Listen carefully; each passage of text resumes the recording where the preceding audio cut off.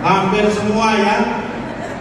Memang ruangan ini adalah ruangan baru, gedung serbaguna, jadi bisa digunakan apa saja. Termasuk kalau oma-oma, opa-opa mau dance, bisa juga di sini. Bandnya sudah siap. Pada hari ini kita berkumpul bersama-sama sebagai komunitas Elsa untuk merayakan Natal. Kita bersyukur kiranya yang biasanya kita bisa di gereja, nah pada hari ini kita bisa di gedung ini atau di ruangan ini, menandakan ya suatu semangat baru, kehidupan baru. Jadi bukan hanya ruangan ini baru yang baru saja kita masuk bersama-sama di ruangan ini dan beracara, tetapi juga ada semangat di sana. Kita yang hari-hari ini merayakan kelahiran Tuhan di dalam perayaan Natal, dan saat ini kita rayakan secara istimewa. Kita sebagai komunitas, sebagai satu keluarga, para lanjut usia yang tentu banyak pengalaman suka dan duka dari tahun ke tahun bagaimana kita merayakan Natal. Ada mungkin di saat-saat tertentu sama, tapi di saat yang lain berbeda. Tapi perayaan pagi ini pasti berbeda. Pastinya karena ruangan ini belum berumur setahun. Jadi kalau yang sebelumnya di ruangan yang lain mungkin ada unsur-unsur yang sama, tapi hari ini berbeda karena kita berada di ruangan baru dan di dalam memang anggaplah sudah selesai, tapi seperti yang kita lihat di luar masih ada pengerjaan. Jadi proses pembangunan ini belum selesai. Kalau oma-opa mau mempercepat menyelesaikannya, boleh. Nah, sebagai ungkapan syukur dan terima kasih atas rahmat Tuhan yang senantiasa limpahkan kepada kita, dan secara istimewa kita bisa merayakan bersama perayaan Natal ini di dalam perayaan Ekaristi, maka mari kita menyiapkan hati kita dengan hening sejenak. Kita menyadari akan kehadiran Tuhan di tengah-tengah kita yang senantiasa melindungi kita. Tetapi mungkin juga di saat-saat tertentu, mungkin sikap tutur kata perilaku kita kurang mencerminkan diri sebagai orang-orang yang dicintai Tuhan. Kita mohon ampun kepadanya. Saya mengaku kepada Allah yang Maha Kuasa dan kepada saudara sekalian bahwa saya telah berdosa dengan pikiran dan perkataan, dengan perbuatan dan kelalaian. Saya berdosa, saya sungguh berdosa. Oleh sebab itu saya mohon kepada Sang Bapa, kepada para malaikat dan Roh Kudus, dan kepada saudara sekalian, supaya mendoakan saya pada Allah Tuhan kita. Semoga Allah yang Maha Kuasa mengasihi kita, mengampuni dosa kita, dan menghantar kita sampai ke hidup yang kekal. Amin. Manusia berasal dari Allah, tetapi setiap roh yang tidak mengakui Yesus tidak berasal dari Allah. Roh inilah roh antikristus, dan tentang dia telah kamu dengar bahwa ia akan datang, bahkan sekarang ini sudah ada di dalam dunia. Kamu berasal dari Allah, anak-anakku, dan kamu telah mengalahkan nabi-nabi palsu itu, sebab roh yang ada di dalam kamu lebih besar daripada roh yang ada di dalam dunia. Mereka itu berasal dari dunia, sebab itu mereka berbicara tentang hal-hal duniawi, dan dunia mendengarkan mereka. Kami berasal dari Allah. Barang siapa berasal dari Allah, ia mendengarkan kami. Barang siapa tidak berasal dari Allah, ia tidak mendengarkan kami. Itulah tandanya roh kebenaran dan roh yang menyesatkan. Demikianlah sabda Tuhan. Bangsa-bangsa akan kuberikan kepadamu menjadi milik pusakamu.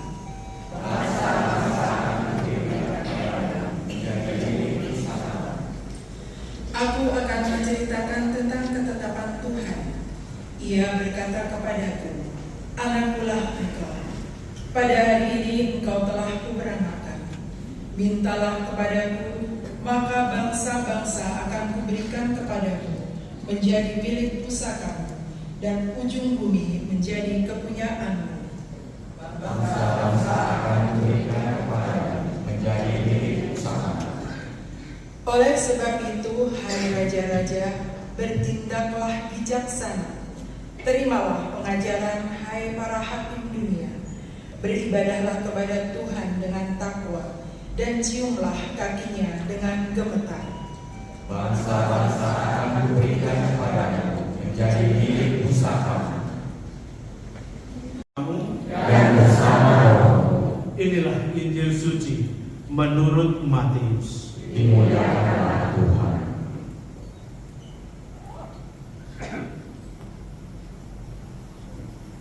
Ketika mendengar bahwa Yohanes Pembaptis ditangkap, Yesus menyingkir ke Galilea. Ia meninggalkan Nazaret dan diam di Kapernaum di tepi danau, di daerah Zebulon dan Naftali, supaya genaplah firman yang disampaikan oleh Nabi Yesaya. Tanah Zebulon dan tanah Naftali, jalan ke laut, daerah seberang sungai Yordan, Galilea, wilayah bangsa-bangsa lain.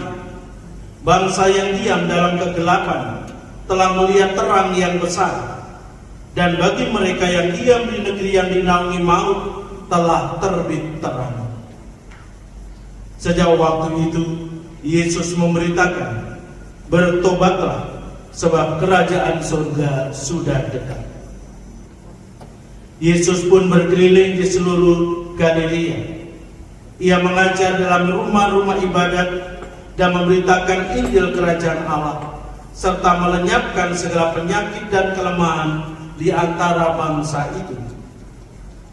Maka tersiarlah berita tentang dia di seluruh Syria, dan dibawalah kepadanya semua orang yang buruk keadaannya, yang menderita berbagai penyakit dan sengsara, yang kerasukan, yang sakit ayam dan lumpuh.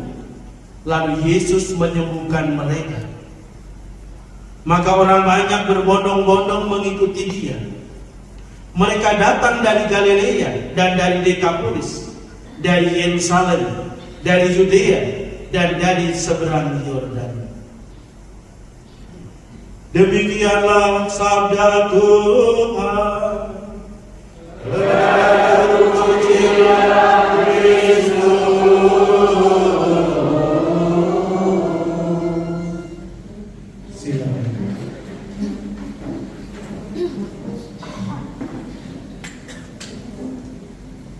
Bahwa kita adalah orang-orang yang percaya kepada Tuhan,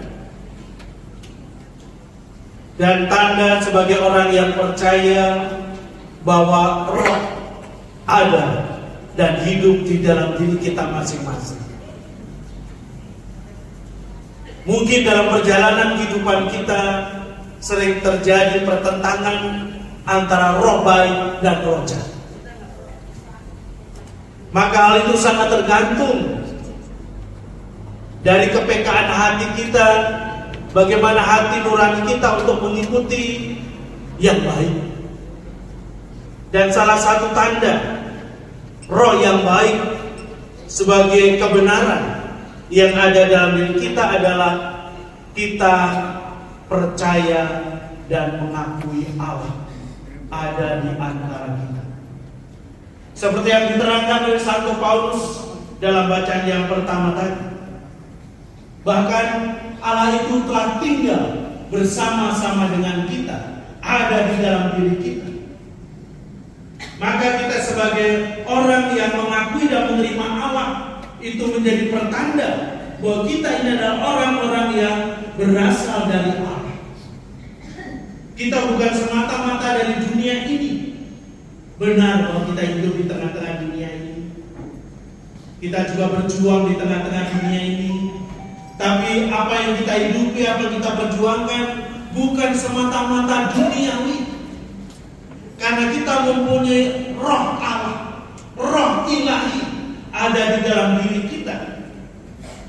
sehingga bagaimana yang duniawi ini bisa diterangi, bisa diresapi dan disemangati oleh yang ilahi.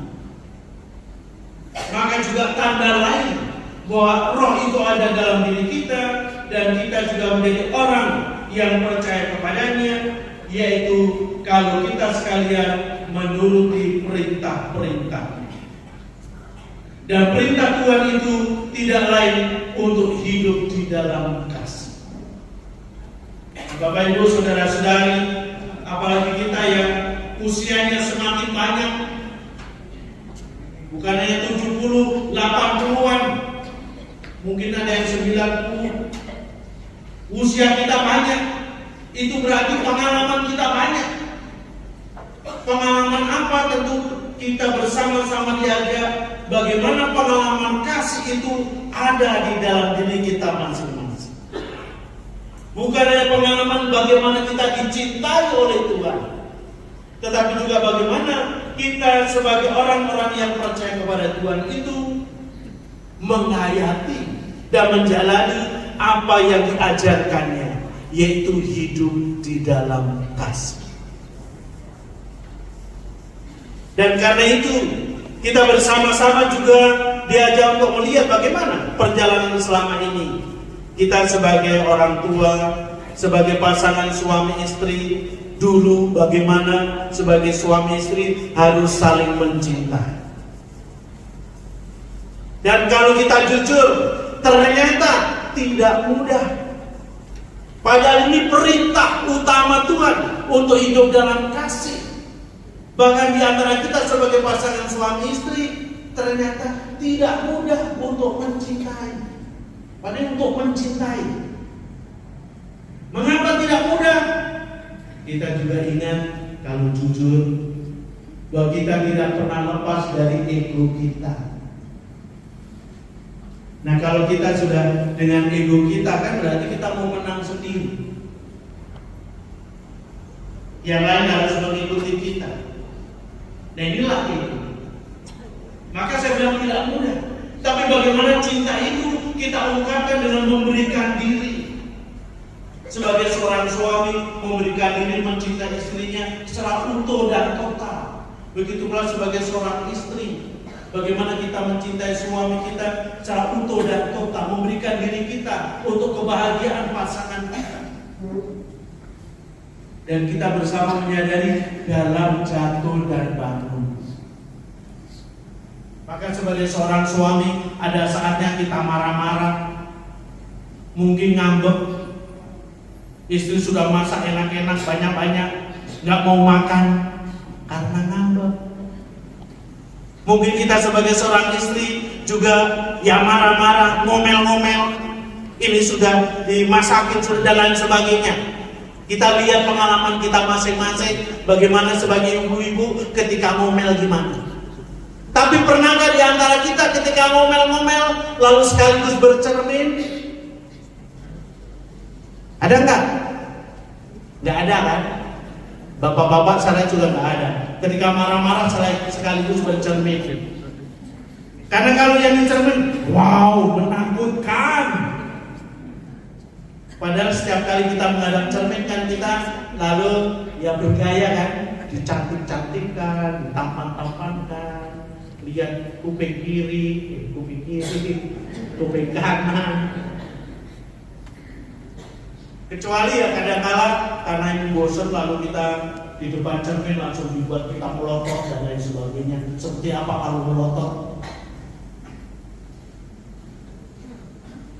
Nah, itu mau menandakan bagaimana bahwa di dalam menghayati perintah Tuhan ini kita juga dalam jatuh dan bangun. Maka luar biasa bagi kita para bapak ibu yang ketika pada saat situasi yang seperti itu kita mudah memaafkan. Ya sayang, maaf, aku hilang. Lalu kita yang dimaafin juga, ya kita menerima itu. Lalu kalau sudah maaf-maafkan, lalu jadi enak lagi, damai lagi. Itu pengalaman kita ketika masih bersama-sama sebagai pasangan suami istri. Dan ketika pasangan sudah pergi baru terasa Aduh, ternyata beda ya hidup sendiri. Dulu ketika istri masih ada, mau ngopi, tahu-tahu udah ada di samping dan di depan. Sekarang harus buat sendiri. Lalu sebagai seorang istri, aduh, dulu ketika ada suami enak ya, kemana-mana nggak takut. Sekarang kalau pergi, apalagi malam, aduh takut, nggak ada yang ngawal. Nah, di antara kita sudah berpengalaman jatuh bangun, membangun kebersamaan sebagai suami istri, sampai akhirnya ada di antara kita yang masih bersama-sama, puji Tuhan, puji syukur. Tapi juga ada yang akhirnya kita sendiri, akhirnya dengan anak-anak. Dan bagaimana perjuangan dan pergulatan kita untuk mencintai anak-anak kita. Sampai siang tidak dianggap siang, malam tidak dianggap siang, demi cinta kita terhadap anak-anak, supaya bertumbuh dan berkembang, sehingga anak sudah menjadi dewasa dan mandiri. Dan sekarang sudah bersyukur kita sudah menjadi bagian dari yang lanjut usia. Berarti anak-anak kita sudah banyak yang berkeluarga, tapi sudah punya anak. Bahkan cucu-cucu kita sudah ada yang menikah, puji Tuhan, sehingga kita punya cicit-cicit. Istilahnya kita sekarang ini sebagai para orang tua, yang ada mestinya adalah bersyukur dan bersyukur atas segala rahmat yang Tuhan limpahkan kepada kita. Kita telah berjuang jungkir balik sebagai pengikut-pengikut Kristus di dalam membangun keluarga, di dalam mengusahakan keluarga kita supaya bahagia dan sejahtera. Itu dulu. Nah, sekarang sudah lanjut usia, kesempatan untuk menikmati hidup. Nah, itulah bagaimana kita juga berjuang untuk menghayati kehidupan kita sebagai anak-anak Allah yang ternyata tidak mudah. Karena memang kasih itu bukan hanya kita mengerti, bukan hanya kita pahami, tetapi kita hayati. Dan Tuhan Yesus sendiri yang hari-hari ini kita rayakan hari kelahirannya, bahwa Dia datang ke tengah dunia ini secara manusiawi. Maka Allah yang tak kelihatan menjadi kelihatan, sudah masuk dalam sejarah manusia, walaupun bukan dari sejarah bagian kita. Karena kita hidup sekarang di tahun 2000-an ini. Sementara Tuhan Yesus, ya katakanlah mulai dari 0 Masehi, 1 Masehi dan seterusnya. Kita sudah 2026 di tahun baru 2026. Yesus yang bagaimanakah yang kita alami sebagai Allah yang menjelma menjadi manusia, bahwa kehadirannya ke tengah-tengah dunia ini membawa keselamatan, membawa sukacita. Dan karena itu tadi digambarkan bagaimana Dia mulai berkarya di tengah-tengah dunia. Dia bukan hanya mewartakan tentang kabar sukacita, tentang kebaikan dan kebenaran, tetapi juga kehadirannya juga disertai dengan perbuatan-perbuatan baik. Ada rupa-rupa perbuatan baik. Dan karena itu tadi dikisahkan, semua orang yang sakit, yang menderita, yang sengsara dibawa kepada Tuhan Yesus, dan mereka semua disembuhkan, sehingga mereka bergembira dan bersukacita karena berjumpa dengan Sang Penyelamat di tengah-tengah dunia ini. Nah, Bapak Ibu saudara-saudara yang terkasih, kalau hari ini kita bersama-sama sebagai satu komunitas untuk merayakan Natal, merayakan kehadiran Tuhan di tengah-tengah dunia ini, selain kita merayakan rasa syukur kita atas penyertaan Tuhan selama ini, kita juga bagaimana merayakan kehadiran Tuhan di dalam kehidupan kita selama ini. Sejak kita masih muda sampai kita sudah masuk dalam kategori lanjut usia ini. Sendiri apakah kita juga selalu bersukacita dan bergembira bersama-sama dengan Tuhan? Lalu kita sendiri juga menghadirkan Tuhan itu sehingga juga memberikan kegembiraan dan sukacita bagi orang-orang yang ada di sekitar kita, bagi keluarga kita. Maka Tuhan datang ke tengah-tengah dunia ini untuk menyelamatkan keluarga, untuk menyelamatkan kita sekalian. Sehingga kita sekalian menjadi orang-orang yang selamat. Dan sebagai orang-orang yang diselamatkan, tidak ada lain selain syukur, sukacita, dan bergembira.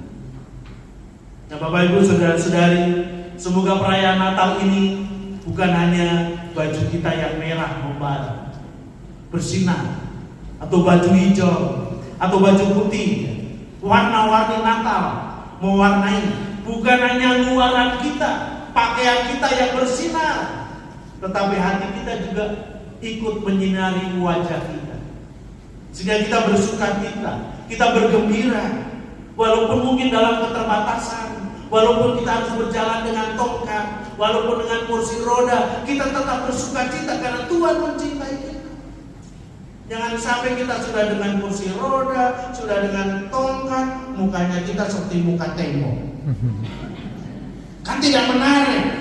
Jadi walaupun kita dengan kursi roda, dengan rollator atau dengan tongkat, wajah kita selalu senyum, ceria, ini memberikan daya tarik.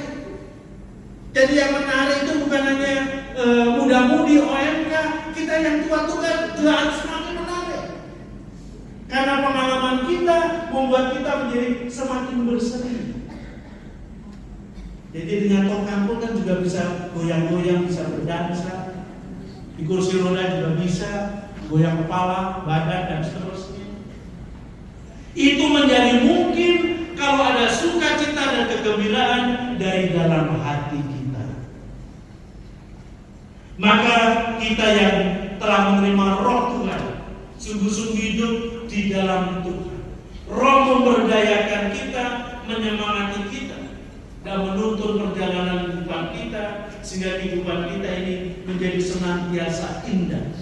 Walaupun mungkin di saat-saat tertentu kita harus berjuang, tetapi kita meyakini dan percaya bahwa Tuhan memberdayakan kita, menyelamatkan kita. Sehingga kiranya sukacita, kegembiraan bukan hanya orang-orang di Kapernaum, di Galilea, tapi juga di Pluit ini. Kita sekalian bersukacita, bergembira karena kita menerima Tuhan Yesus dalam kehidupan kita. Tuhan memberkati kita sekalian. Amin.